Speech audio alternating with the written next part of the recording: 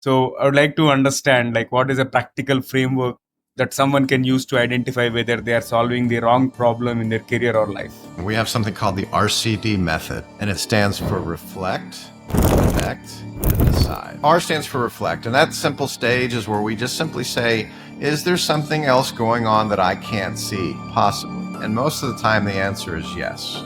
For example, one of the first things that we look at is the health of an individual. Are they going to the doctor regularly? Have they checked their hormones? Because I know for me personally, I had low testosterone. Everybody thought I was ADHD. In fact, my business partner went so far as to hire me an ADHD coach. About 3 months after that, the coach said, Kevin, you don't have ADHD. I'm going to send you to the doctor. I think there might be something else going on. And in that particular case, we found out that I had sleep apnea. Kevin, what advice would you give to someone who feels stuck? Because we come across people who think, okay, they have tried everything but clueless, especially to those kind of people. So when people feel stuck, a lot of times they've gone to their friends or people that they're in their sphere of influence, and they always have that supportive sabotage. I talked about it before. That's where somebody thinks they're giving you really good advice, but again, they're just helping you solve the wrong problem. And so if somebody's stuck or think they've tried everything, that C stage stands for connect. Have a personal life or business coach that you can take things to that's outside of your sphere of influence that can help you see what you can't see, or another type of professional, or a mastermind group. And the mastermind group, a lot of people don't know what those are, but that's just a place where you pay to be in a room with other like-minded individuals.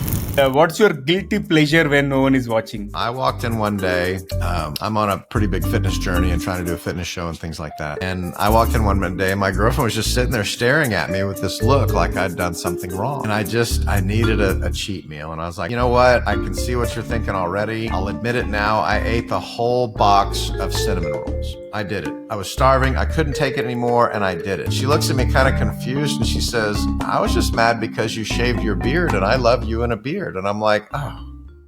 So folks, you have tuned into TGV, and hearty welcome to the Guiding Voice podcast series, the world's only quadrilingual podcast at this moment of recording, and we are trying to embark into multiple languages as we speak, and here we embark on transformative conversations for a better future, and we want to simplify and amplify your journey to success. I'm your host Navin Samala, dedicated to making the world a better place by bringing you wisdom through valuable discussions with experts designed to simplify and amplify your success. And thank you so much for tuning in.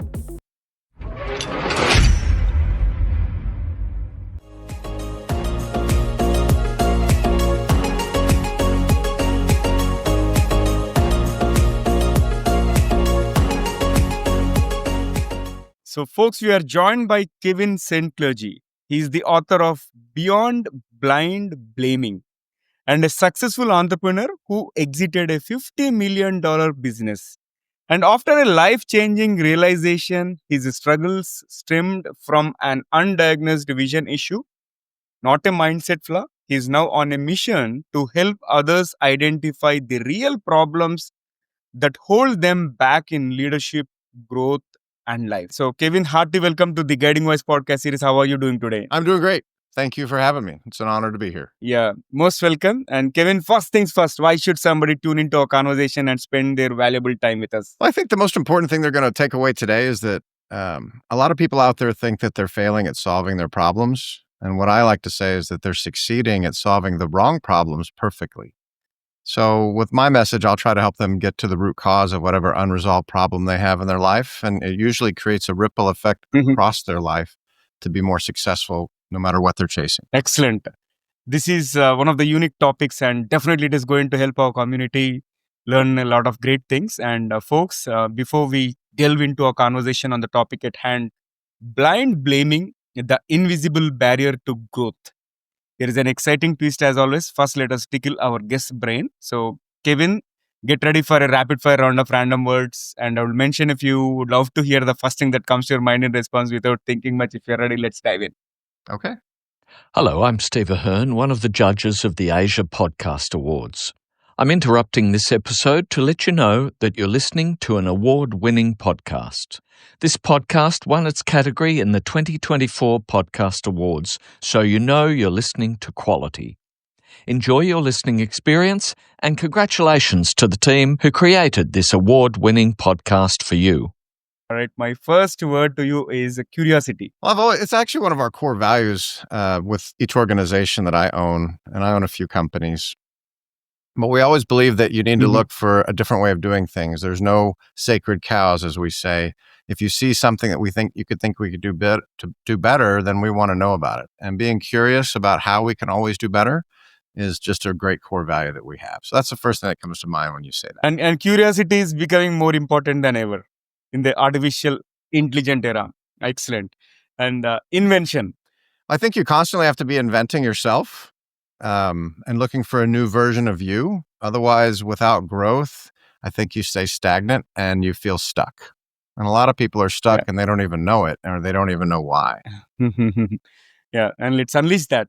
And then blaming. Well, that gets to the core of the things that we teach now as a breakthrough specialist, because I think we all instinctively blame, blind blaming or blaming. A lot of times we're blaming the wrong thing.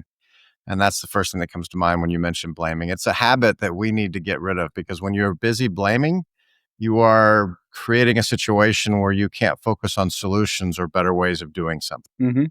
And then future. I think we need to be present, but I think we always need to be thinking about the future, whether it's ambitious, whether we want or have goals of the things that we want to accomplish. I'm always big on having a to-be list. Who do you want to be in the future? I think that's more important than a to-do list. We've all got to-do lists and task lists that are ever growing, and they never seem to stop. But very few people I find have a to-be list, which gives us a direction for the future. Good one. And then book. I'm a big fan of writing books. This is my 7th book, Beyond Blind Blaming. Wow. And I think that no matter what you do, it's instant credibility. It takes some time. It's a lot easier to write books these days with artificial intelligence. I don't suggest you write the whole book by yourself with AI, but I think it can help you get some ideas, and you can massage the message you're trying to create. But I'm a huge fan of books, because I believe that every business owner, no matter what you do, whether you're a coach, a speaker, a local business, should be an author, because as soon as you have a book that thumps on somebody's desk, you have instant credibility, instant trust. It does help. Absolutely. And I've also co-authored 2 books already, and third one is in progress. And that's a great reminder. And then entrepreneurship. Well, I'm a big fan of not working for other people. If it's your thing and you love working for other people, you have to define your own level of happiness. But there's something that I've always loved about starting your own business and building your own dream. So when I think of entrepreneurship, I immediately think of building your own dream and how you can be more successful doing the things you love. I love it. Build your own dream. Awesome. And then aliens. Well, I'm a huge fan of space, so that one hits home for me. I love following space. It's the final frontier. I'm a big Star Wars and Star Trek fan. So aliens is something that I think we will discover in the next 100 years somehow, some way. There's just too vastness of space to think that there's not something else or someone else out there. Yeah, not too far away to see them. Okay. Universe. Well, I think that when I think of universe, I think that the universe is there for us to bring things into our lives. So that's when I think of universe. I think, okay, I can control the universe a little bit, because if I really think about the things that I want and need and the impact that I want to have, which is this is important to me at this season in my life, is to have an impact. We're trying to get 100 million people to find the root cause of a problem they can't seem to fix. And if we do that, I think we're not only going to affect their life, but we're going to have a ripple effect on society as well. And I think by putting those things out in the universe, then it will immediately come back to you in some form or fashion. It may not be right away, but it will come back to you. So that's what I think of when you go through Leadership. Well, leadership is something that I think we all need to take seriously. I think it should be part of your life, whether you're a parent, a spouse, a partner, or with yourself. I think that can mean different things to different people, but leadership means to me, one of my favorite sayings is, how you do anything is how you do everything. So it starts with leading yourself, then you can lead others. So that's what comes to mind with that. How you do anything is how you do everything. Great. And here comes the last one, success. Ooh, that's a good one. What I always teach people is, look, you have to have your own definition of success. My definition of success now is impact, how many lives we're impacting. And I love getting people texting me or emailing me about how the book or the concept or the framework has changed their life. That's how I define success, how many people that I actually help. But you have to define your own level of success. So that's what comes to mind to me, because I think we're too conditioned these days that success means things. And I don't think you're truly wealthy until you have things that money can't buy. Completely echo with you, and it is in line with our mission in terms of shaping the careers and lives of millions across the globe through one conversation at a time. And Kevin, that was a great rapid fire round, full of insights, and thank you so much for participating in that so sportively. And there is one more rapid fire round toward the end of the episode. Stay tuned, and welcome once again to TGV, and thank you so much for being part of our journey. And let's get started, Kevin. Talk to us about who is your guiding voice. My guiding voice is me. I've always, for the last, I'd say, let's see if I go back, about 27 years ago, I met a man named Jack Canfield, and he helped me kind of define my purpose, my mission in life, and what I wanted to do. And deep down inside, I just wanted to help people. And we started out by helping people in the industry that I was originally trained to help, and that was audiology, hearing and balance.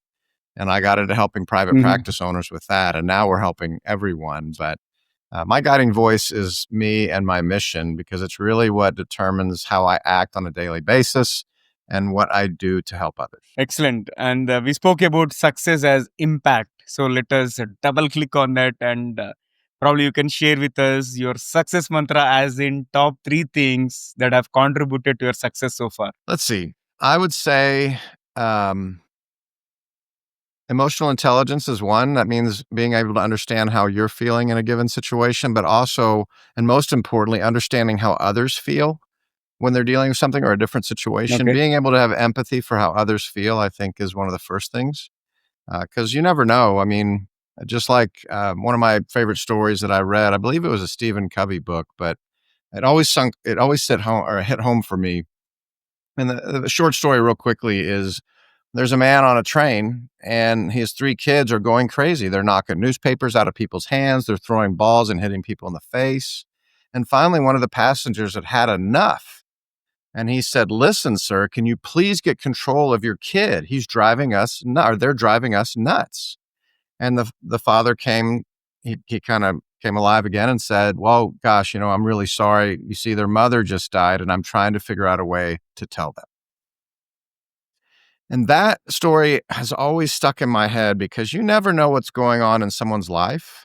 And even in my companies, if somebody does something that's just really off character or out there, it just seems like it's not really who they are. Instead of reprimanding them right away, I always give them the benefit of the doubt, and I ask them a simple question. And that simple question is, are you okay? And then my second thing that contributed to my success is a very simple line. It just means, I say, it's really hard to beat someone who never quits. And I think anytime you start an entrepreneur journey or any other journey that you think is worth going on, you're going to hit obstacles or come across obstacles. And how you choose to deal with those obstacles will choose how successful that you will be in that pursuit. So if you blame and complain all the time, and those are 2 habits that I think people need to give up, which is my actual third thing, you'll never get to where you want to be. And so number 3 is giving up the bad habits of blaming and complaining.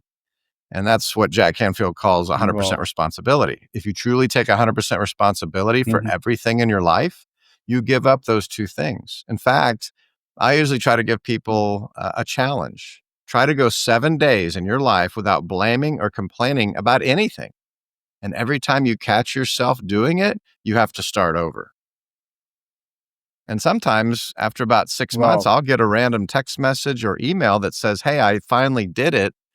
And I'll usually say, "Well, who the heck are you and what did you do?" Because I forgot. And they'll say, "Well, I finally made it 7 days without blaming or complaining." And I'm like, "Oh, great job. Way to go." But it's hard. So those are my 3 things. Wow. I'm loving this, Kevin. I love this story, and also stop blaming for 7 consecutive days. I think that is going to make a lot of difference. Wonderful, wonderful.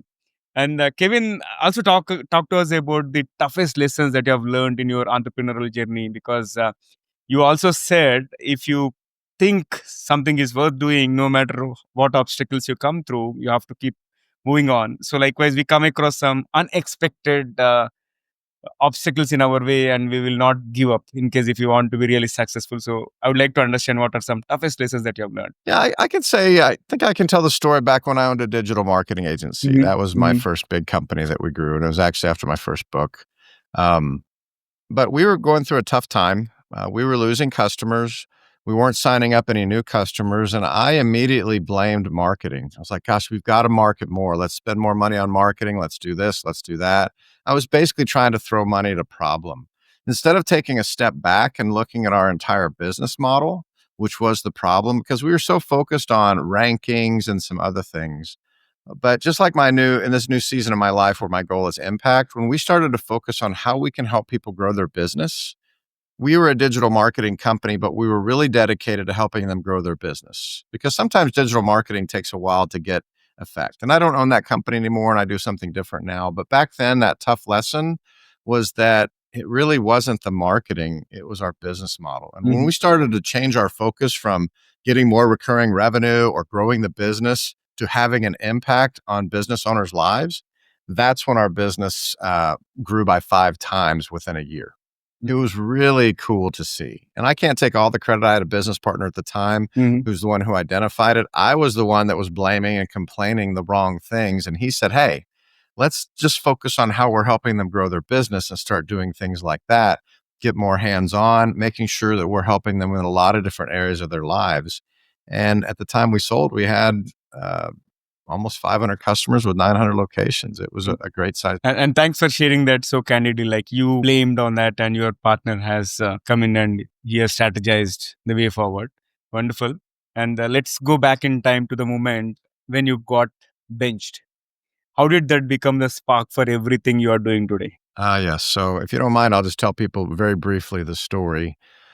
This is the story that started it all. When I was writing a TED Talk, we went through my whole life, and it was really a really neat exercise. It took me about 2-3 weeks to do it. It was the writers that had helped me to kind of I just didn't know what to talk about. And so they said it on the story when I was 10 years old. They loved it, and that's what led to blind blaming. But when I was 10 years old, I was a pretty amazing baseball player. I had a very high batting average for my age. Actually, it's a really good batting average for adults too, 550. Babe Ruth in his heyday had a 394. If you know who Babe Ruth is, he was a really great American baseball player. And I hit almost every other time I came to bat, and people noticed. And my dad started working really hard with me on my attitude and my motivation and my swing. We worked really hard, and I loved it because I had dreams of playing professional baseball. And the next year, when I got up to bat, I started swinging and missing, and I started striking out. And I went from literally a 550 batting average, which is considered excellent, to 0. I went from hero to 0 in one season. And the parents in the stand kept yelling at me like, keep your head in the game, play to win this time. And my dad would push me even harder and tell me all the things that I was doing wrong in that particular game. And then I ended up quitting baseball. I was done. And 2 weeks after I quit, we found out what the real problem was. I needed glasses.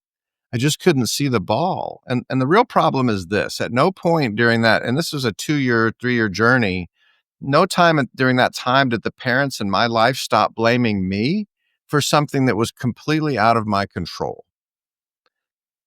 And that's what we call blind blaming. And they were stuck in the same loop that I was. They couldn't see it. I actually call it supportive sabotage. That's where people around you think they're trying to help you, and they're telling you things like, you need to do this and you need to do that. And they have absolutely no idea what's going on. They can't see into your soul, your life. So it was my first experience, to answer your question, with complete failure. And it was devastating because that was my dream. And I ended up getting into golf because I played by myself. I wasn't part of a team anymore. And I felt like I had complete control, which is another thing that we battle as adults, the illusion of control. It's another cognitive bias where we think we can control everything. But it did lead me down a path to finally get back to working with a team and growing my business. But it did set me back a few years, and I was only 10 years old. But it made me think in the beginning that I could only do things myself. I couldn't rely on other people, and I never wanted to get in a situation where I was getting blamed again. And it wasn't until I got into adulthood that I figured out a way to get past it. So it was a little tough. And you mentioned about this blind blaming. So can you explain further, and also why it is more dangerous than we think? So I'm going to go back to my favorite quote that seems to be written down by a lot of whenever I'm on a podcast or writing articles, but I want to say it again for your audience. People aren't failing at solving their problems. They're succeeding at solving the wrong problems perfectly. And what happens is we think that whenever we have a solution in mind, there's these cognitive biases that we have. And I don't pretend to be a psychologist, but I did do a lot of research on this. And when I identified these things that lead to blind blaming, it made perfect sense. But when we blame something, a lot of times we know for a fact in our minds that that is it and there's no other discussion. And there are things like availability bias, which and cognitive biases, for people who don't know, they're just simple mental shortcuts that our brain uses to protect ourselves from harm. And so we have availability bias, which means the first thing that we think that comes to mind that's the problem, we start blaming that and trying to fix it. The best example I have of that is a business owner who thinks, just like I did, that the reason their business is down is because of their marketing, and they start blaming their marketing. And this just happened recently again with a client that I had, and I tested in my secret shop their business, and I could never get anyone to answer the phone. And then when they did answer the phone, the front desk person was terrible. They weren't converting the calls into appointment. They had no script. They clearly had no training. And that wasn't a marketing problem. That was a people and a process problem. And so that's the most dangerous part about blind blaming. Our brain gets in the way and starts to make us think that it's something else, even when there's something deeper going on. Absolutely. And how does this blind blaming affect decision making in leadership or business growth? And can you share any other relatable examples? I can. I just had one recently. And I hear this often. Maybe you hear it too. People just don't want to work anymore. This new generation of workers don't want to work anymore. And that's not true. They want to work. They just don't want to work for you. And it's a hard message to hear. And I heard this from a recent client who was on my group coaching program. And I went through my spiel and said the same thing. But I started asking that person questions like, well, does your hiring practices revolve around your core values? And I got my favorite answer, which is, what do you mean? And I was like, okay, well, that's a no. So you don't know what I'm talking about. And do you have an employee onboarding process that starts them off from the right foot in the right way? For example, two things that I recommend people do, and I wrote this section in my book. It's called From Negativity to Possibility. And I have people read that chapter. When they have a new employee come on board, they have them read the chapter so that they can learn not to blame and complain and be aware of that. But most importantly, they also learn stuff about a growth mindset. And there's fixed mindset and a growth mindset. And this is some wonderful work done by Carol Dweck. I believe the title of her book is Mindset. And people with a growth mindset, they want feedback. They welcome it. They don't take feedback as a personal attack.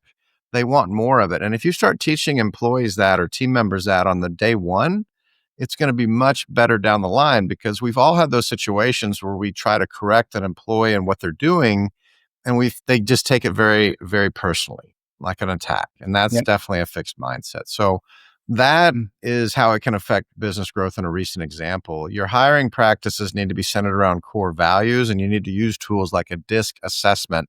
So when you have this position that you're trying to hire for, you can try to find the right personality type that goes along with it. It's not 100% bulletproof, but it gives you some extra tools. And then making sure you understand their core values and their goals to make sure you create alignment. Because if you've got your employees' goals and values going one way and your business going another, it creates friction. And so it's important to create that alignment so that you both move forward. So that's the most recent example. People don't want to work anymore. They just don't want to work for you because you have no employee attraction things. You have no ways of getting people trained correctly, things like that. Kevin, when we talk about your personal defeat to having a very, very successful exit, right? So in that case, what shifted internally which made it possible? Well, I think when we got really focused on making an impact that I said before, that's the thing that changed the most, because that changed our whole approach from how we sold to the type of customers that we attracted to, even the type of employees that we attracted to. And we spent a lot of time on making sure that there was that alignment between the employees and the team members, and they wanted to be part of something bigger. When we started attracting people that wanted to make a difference in other people's lives because that was our mission, that's something that people wanted to be a part of. Then it wasn't just working every day. In fact, we got so good at it that we actually had to tell people, look, you really need to take a vacation. You need to take time off. And they would just keep working and working and working. And we loved it. But at the same time, we wanted to create a position, not just for our customers, where their business creates a life for them, but we wanted our business to create a life for our employees and to have an impact on them as well. And when we started doing that, we really started to grow. We had something absolutely wonderful. I can take a little credit for starting the company, but it was our team that made that growth possible for a successful exit. And a lot of them chose to stay on board when we did go through that as well. Yeah, I think teamwork is dream work, and especially those who are part of the founding members, right? I think their tenure also matters and their support matters a lot. And going back to one of the statements that you made, right? Solving the wrong problem is not good. So I would like to understand, like, what is a practical framework that someone can use to identify whether they are solving the wrong problem in their career or life? Yeah, that's a great question, by the way. And it's part of our solution. We have something called the RCD Method, and it stands for reflect, connect, and decide. And so it's a simple formula, but simple does not always mean easy. It takes a little work, but I'll try to simplify it so people can get value right now today. Um, it's reflect R stands for reflect, and that simple stage is where we just simply say, is there something else going on that I can't see? Possibly. And most of the time the answer is yes. And we usually go through several different areas of somebody's life and their business to try to find that root cause. For example, one of the first things that we look at is the health of an individual. Are they going to the doctor regularly? Have they checked their hormones? Because I know for me personally, I had low testosterone, and everybody thought that another situation in my career, everybody thought I was ADHD. In fact, my business partner went so far as to hire me an ADHD coach. And about 3 months after that, the coach said, Kevin, you don't have ADHD. I'm going to send you to the doctor. I think there might be something else going on. And in that particular case, we found out that I had sleep apnea. So I didn't have a productivity problem. I had a chronic exhaustion problem. And then fast forward a few years after that, when I wasn't hitting my fitness goals, and my primary care doctor said, well, it's not your workouts. You're definitely working out harder, but I think something else is going on. And it turned out to be a testosterone problem. I had very low testosterone. And once we got that fixed, everything worked. The next area we look at is purpose. Have people lost their purpose? Because I think when people get burned out, they're focused on doing the wrong things. They're not focused on the things that light them up, that they're excited about. In fact, one of my good friends, who's now my business partner in another venture, he always says, look, if there's something that you're putting off, it's probably something you shouldn't be doing in the first place. Because if you're procrastinating, it's not something that lights you up. You probably need to get it off your calendar completely. And I've seen that a lot of times when we get into the purpose, what we call strand of an obstacle DNA. We try to take apart the obstacle and see what that deeper issue is. Then we look at relationships to find out, not just with your spouse or your partner, but we look at the relationships that you have with your team members and the people around you. And then we also take a look at growth versus a fixed mindset to see where you're at in that spectrum. And then finally, we want to make sure that you have the right resources. And the idea is not to go through all 5 of those, that obstacle DNA that I just described, those 5 areas. It's to find one thing that creates a ripple effect across your life that helps you improve, whatever it is you're after. And we found it. There's a couple, I'm not a doctor, don't pretend to be, but this couple came to me recently and just said, look, we're having problems. We heard good things about what you do. And I said, look, I'm not a couples counselor. I do consider myself a breakthrough specialist. But so this couple came to me and they were having trouble. And I told them very clearly, I am not a relationship specialist. This is not what I do. And they're like, yeah, but we've heard good things about you. And we were referred by a friend. I said, okay, well, fine. And we just got to that first strand on health. And I said, well, have you guys been to the doctor lately? Have you had your hormones tested? And neither one of them had been to the doctor in 5 years. And they were middle-aged. They should have been doing this to keep track and just identify some other things. And it turns out they both had low testosterone, which was shocking to me. And then when they came back, they're like, okay, when we got that fixed, all of the counseling that we went through started to work because now we feel better and we have, not a sex drive. We're attracted to each other again. But once they got that one thing fixed, everything else went back to normal, where they were growing again in their careers and they were happy. So that's a good example of how we dig deep on just a couple of health versions. But I've found people that are burned out and they've just lost track of their purpose. They're not doing the things that make them happy anymore. So does that help? Yeah, absolutely. Actually, this reminds me of addressing the root cause rather than going by the symptoms. And symptoms could be caused by anything, right? I think fixing the root cause might help. Right root cause is essential here. And Kevin, what advice would you give to someone who feels stuck? Because we come across people who think, okay, they have tried everything but clueless, especially to those kind of people. Yeah, I think, well, this goes back to that 3-step process again. I didn't get to finish, but that's okay. But it's okay. It's perfect timing because the next stage, so we talked about reflect. The next part of that RCD method is connect. So when people feel stuck, a lot of times they've gone to their friends or people that they're in their sphere of influence, and they always have that supportive sabotage. I talked about it before. That's where somebody thinks they're giving you really good advice, but again, they're just helping you solve the wrong problem. And so if somebody's stuck or think they've tried everything, that C stage stands for connect. Once you think you know what's going on, you need to take that to someone outside of your sphere of influence. And my personal favorites, I've had a personal coach for years. Have a personal life or business coach that you can take things to that's outside of your sphere of influence that can help you see what you can't see, or another type of professional, or a mastermind group. And the mastermind group, a lot of people don't know what those are, but that's just a place where you pay to be in a room with other like-minded individuals. And there's low-cost ones and high-cost ones. It just really depends on where you're trying to go. But my experience is a coach and a mastermind group or mentors or group of mentors, not a networking group. This is a paid group where everybody is very motivated to show up and help each other. And a lot of times when they're not stuck with the same cognitive biases that you and your group have, they can see things that you can't. Just like my primary care doctor found my sleep apnea or my low testosterone. But when I had business problems, just think of how my business partner, who was a fairly new business partner, he hadn't been part of the initial growth. So he wasn't stuck in the same habits that we were. He was able to see something different that we needed to try. So if you feel stuck and you've asked yourself that question, what else could be going on, but you still can't seem to find it? Go outside of your sphere of influence. If you think it's a health issue, go to your doctor. If you think it's a business issue or a life issue, find a life coach, find a business coach, or join a mastermind group where people in that network can help you and support you. So that is something that they can do. And then finally, that the D in reflect, connect, and decide is make a decision. Because too many people go through and they analyze it, they go get other opinions from other people, and then they do nothing. And the story I have there is I had a client that was debating, it was a business example, but she was debating on 2 different loans to get to expand her business. And they kept coming back with better things. And after a couple of months, she said, what do you think I should do? And I was like, Kayla, and she's given me permission to share, by the way. I was like, you just need to make a decision.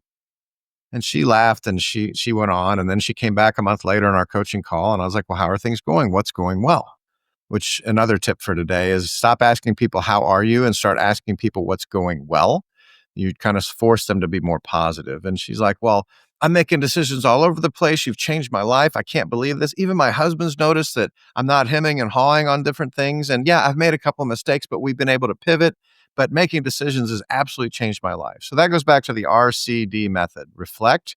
Is there something else going on? Connect, get an outside opinion, and then decide to move forward and try something different. If you want something different, you have to try something different, and you've got to get really good at making decisions quickly. One thing when it comes to problems, right, especially if we speak to somebody else, they think beyond the sphere of our influence and they have that clarity. And whereas we, whoever is undergoing that particular problem, will not be open to really think through, right? That makes a lot of difference. And I can connect very well with the connect part in terms of approaching a mentor or a mastermind group. I think that makes a lot of difference. So that's a great idea. And let's move to the next one. So how can organizations or teams adapt a beyond blind blaming culture? Well, I think it goes back to a couple things. We said it before. It's getting committed to moving from negativity to possibilities and commit to stop blaming and complaining and make it part of your culture. It's hard. It's difficult. It's going to take some time. You don't just say, hey guys, let's be not negative and be more positive. It's not about that. In fact, I had a podcast guest recently who called it toxic positivity. That's where you're trying to keep things so positive that you're ignoring the real issues that are going on in the organization. So I'm not saying that, but making sure that blaming, complaining are as eliminated as you can in the daily things so that you can actually start to focus on solutions.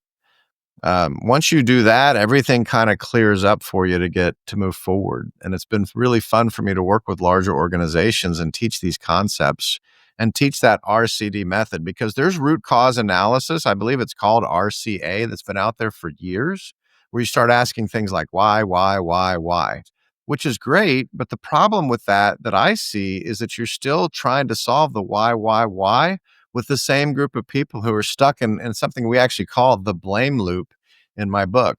I won't go into that because we've given the listeners a lot to go over. It's better if you read that particular chapter. But the thing I like about the RCD method is that connect stage, because that's when you step outside of your circle of friends, influences, team members who are stuck in the same blaming and complaining habits that you are, to get an outside opinion. And that's probably the best thing you can do. And then as an organization, decisive organizations are much more successful. If you can decide to take action now, that is much better than a perfectly executed plan a year from now, when it's usually too late and your competitors have already caught up with you. You make a decision to do something different. You might make mistakes. It may work. If you don't, you simply do something called pivot. In fact, I like to say pivot or perish. And you can pivot and do something different. But the ability to make decisions quickly in this day and age with the internet and AI is critical. All right. So that's insight-filled conversation so far, and it has been incredible. And it's time for us to add some more spice and excitement to the episode, which means it's time for us to kick off this second rapid fire round. And if you're ready, let's do it. Yeah. So my first bullet is, if you could have one gigantic billboard anywhere with anything on it, what would it say? I'd go back to what I mentioned before. It's hard to beat someone who never quits. Don't give up. In fact, when I sold my last company and I went to get my dream car, and this story's in the book if anybody wants to read it, but I went to the dealership and there was a kid there taking pictures in these cars, which I thought was amazing. His parents were actually encouraging him to have a dream board and things like that. And I took the picture that I had on my dream board for 21 years to get that car. Obviously not that car because there was new versions out, but I decided to give that picture to him. And I turned it over and I wrote on the back, listen, don't let anyone else steal your dreams. And it's hard to beat someone who never quits. And I gave it to him. I didn't take a picture or anything. I wish I would have. So maybe I could find him later in life and figure it out. But he was so appreciative. And that's what I put on a billboard. Yeah. Good one. And can you describe yourself in just one word? I would say driven. I'm driven to have an impact in people's lives. And then your successful business exit. Do you think it is luck or strategy or something else? Well, it goes back to never quitting, but I think it goes back to what I said before. If everybody that's listening remembers, it was when we decided to make that choice to have an impact on those business owners' lives that we serve, to help them grow their business. That was our mission. And to get the results. Because when people said, they used to ask us, what makes you different from another company? And I would say very simply, results. We get results. We were averaging growing businesses 50 to 100% in the first 12 to 24 months, as long as we had a business owner who was willing to do something different. So that's what I would say there. If a blind blaming were a movie, what would be the tagline? What I said before, it's very simple. Stop solving the wrong problem and instantly unlock results. Stop solving the wrong problem and instantly unlock the results. Excellent. Can you share the weirdest or funniest excuse you have ever heard from someone stuck in life? I can. And it's actually it's funny, but not funny, if that makes sense. And this was just an individual that said, Kevin, I just don't care. I laughed and I said, really? But this person was really serious. Like, I just don't care. There was clearly something else going on in their life. And it was funny, not funny, as I said. It was kind of sad to me, but this person was laughing. He's like, I just don't care. And he said, at this point in my life, Kevin, my definition of happiness is completely different from where you're guiding people. And I was like, fair enough. So that's probably it's not that funny, but it was funny to me because I was like, hey, look, he called me out. He said that I don't need to build an empire to be happy. And I know that's your favorite thing to teach, and it is. I like to help people build empires that create impact in the world for people who are doing that. But I've had people on my podcast that on the word happiness, and he called me out on it. So the funny part of that is he really helped me reset and start saying, you know what, you're right. People need to define what they consider to be success and happiness. And he did. He had a 3-day-a-week business that generated $250,000 a year, and that's all he wanted to do because he had other things that he wanted to do on those other 4 days of the week. He wanted to spend time with family. He wanted to play golf. He loved to fish. And he loved the freedom that he had in doing that. And I started to call that lifestyle entrepreneur. So it was just funny how he said it. He's like, Kevin, I don't care about anything you just said. And I said, okay, tell me more about that. So that's the story. Interesting. And my next one is like, it's around beliefs. Typically, our beliefs change over a period of time. So what is one belief you had 10 years ago that you completely disagree with now? Well, I'd say 10 years ago, I didn't do a really good job of taking 100% responsibility, and I blamed and complained a lot, constantly. And I really believe it cost me a lot of relationships because I was single for a long time before I met the woman that I'm with right now, who's wonderful, and we have a great relationship, mainly because I put it first and I don't blame and complain, and we talk. But I think that's the biggest thing that's changed in my life. I try really hard not to blame and complain. I'm not perfect. And what's really funny, another funny story is when your girlfriend reads your book and you do start blaming or complaining and she calls you out on it, it's very difficult to hear. She's like, hey, isn't that in your book? And I start laughing and say, yeah, good point. Okay. I'd say that's the biggest difference I have now because I'm very much aware of it, even though we all do it, no matter how great you get at this concept. You just got to catch yourself, reset, and move forward. And what's your guilty pleasure when no one is watching? I get in trouble for this. Now, this is a funny story. So I walked in one day. I'm on a pretty big fitness journey and trying to do a fitness show and things like that. And I walked in one day and my girlfriend was just sitting there staring at me with this look like I'd done something wrong. And I needed a cheat meal. And I was like, you know what? I can see what you're thinking already. I'll admit it now. I ate the whole box of cinnamon rolls. I did it. I was starving. I couldn't take it anymore. And I did it. And she looks at me kind of confused and she says, I was just mad because you shaved your beard and I love you in a beard. And I'm like, oh, well. Great. And can you name a book that changed your perspective or changed your life the most? Oh gosh, there's so many. If it's okay, I'm going to give 3. The Success Principles by Jack Canfield is a classic. And that first chapter is called 100% Responsibility, as I've said before. And he loved, I've been on his author program and I'm actually interviewing with him in a couple of weeks. That's why he's fresh on my mind. That one, Atomic Habits, is what I would say is next. It's an incredible book about how to develop your environment and get out of bad habits and get into better ones. He's like, they're not failing. I can't remember how he says it, but basically you're failing to the level of your systems. And he teaches you how to have micro habits or atomic habits, like just going to the gym or going on the treadmill for 5 minutes a day. And people lose 20 pounds because once you're on for 5 minutes, you keep going. So that's Atomic Habits. And then third is Buy Back Your Time by Dan Martell. That's another incredible one, especially if you're in business for yourself, because he talks about a different way to run your business where you're buying back your time. You're not trying to do everything yourself. And it's really amazing because it's practical and you can use it right now. So those are my 3 favorites. Thanks for sharing that.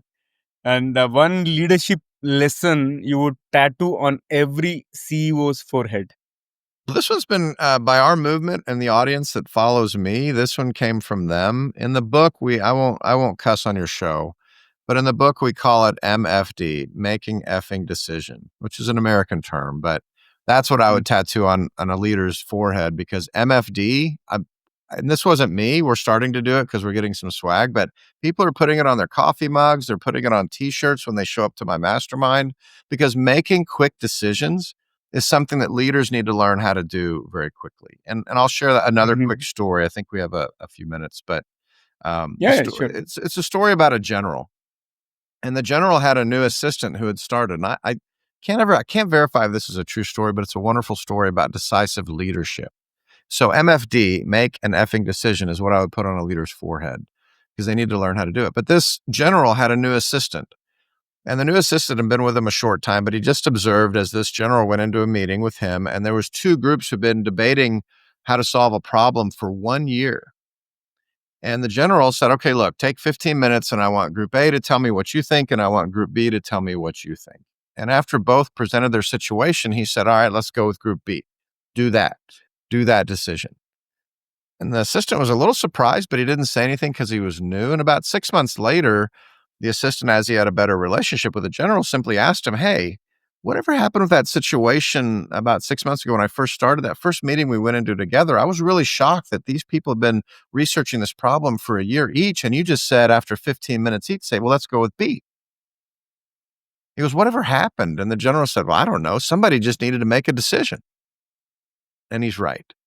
And so that's the message. So MFD is what people are saying. I like it.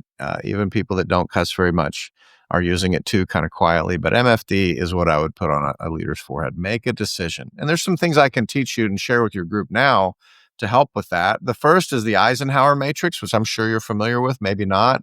This is where you determine whether you need to do something based on urgency and importance. If something is not urgent nor important, that's probably something you need to get on somebody else's plate. If it's urgent and important, you probably need to do it now. But if it's urgent but not that important, that's your long and midterm planning, and you can go from there. But my other favorite decision-making matrix is the 10-10-10 rule. So when you're debating a big decision, you need to ask yourself, how am I going to feel about this decision in 10 minutes, in 10 months, and 10 years? And that's one of my favorites. How are you going to feel about that decision in 10 minutes, 10 months, and 10 years? And I didn't come up with this, and I need to give somebody credit, but I can't remember. I actually put it in the book. I couldn't actually find the person who's got credit for it. I'm sure there's someone. But just think about that. When you have a big decision, that's one of my favorites. And it's very quick. And you got to remind yourself, I have it in my daily planner, day, or day 10-10-10 at the top of each day so that I don't forget. And it helped me even as early as this morning. So, yeah. Love it. And with that, let's go to the last one from the second rapid fire round. What is one electronic gadget or a fantasy gadget that you'd like to see or invent yourself? I've always wanted to, in fact, I just rewrote it on my goal list today. I've always wanted to start a robotic company and have, I don't know if you've ever seen the movie Bicentennial with Robin Williams. It's an American movie about, it's basically people get a humanoid robot that takes care of their every need. Instead of having a personal assistant, they have a humanoid robot. So that's what I'd like to have in my life. I know they're coming soon. I know Tesla's got one coming. I know there's several coming, but I would just love to have it. I have a house manager and assistant because I'm a big person on having, I like to buy back my time as well. I don't want to do dishes or make my own food. I have somebody else that does that so I can focus on my mission in life, which is to have impact. And also focus on myself a little bit more. Good one. And after that amazing second rapid fire, let's flip back to the mainstream. And what is the one mindset shift every professional needs to make to see clearly and move forward faster? I think it's having a to-be list. Every successful person I know has this massively growing to-do list. Very few people have that to-be list. And I think I mentioned at the beginning of the call today, or the show today, but a to-be list, like mine's very simple: fit, free, and focused. I want to be fit. I want to be healthy. Free means I want to be free of worry and stress. And then focused means I want to be focused on my mission in life. That's to help those 100 million people get to the root cause of a problem they don't know about. And I learned this from a man named Brendon Burchard, who wrote a book called High Performance Habits. Excellent book. I'd say it's number 4. I gave you the top 3. It's number 4. But the big takeaway from that with Brendon was my to-be list. And if you take some time to sit down and say, who do I want to be? I promise you it'll make a significant difference in your life. Excellent. Kevin, this has been a phenomenal conversation and I thoroughly enjoyed talking to you. And how is your experience being hosted on TGV, The Guiding Voice? I love it. I love your questions. I love the show. I've listened to several episodes. I'll order your books because I'm excited about seeing some of those. I love what you're doing. Please keep it up. I think it helps. I think you're doing a great job of doing what I'm setting out to do as well, which is truly making a difference in people's lives. So it's a very big honor for me to be here. Thank you so much.